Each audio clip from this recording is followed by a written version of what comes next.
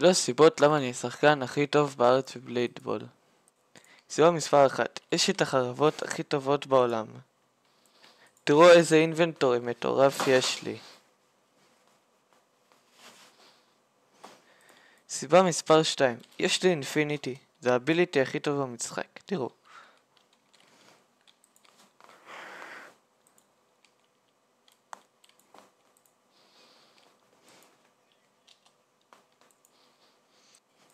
סיבה מספר 6, יש את הריקודים הכי ישנים במשחק, כמו זה נגיד.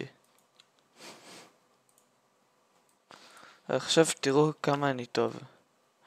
אני נלחם נגד הבוט הכי חזק בעולם. יש להבהיר שאף אחד עוד לא ניצח את הבוט הזה.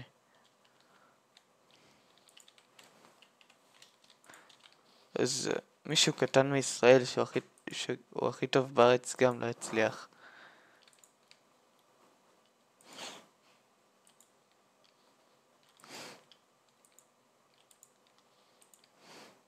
אוטיסט, זה נקרא.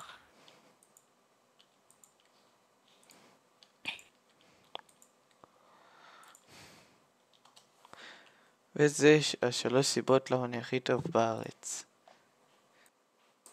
3 סיבות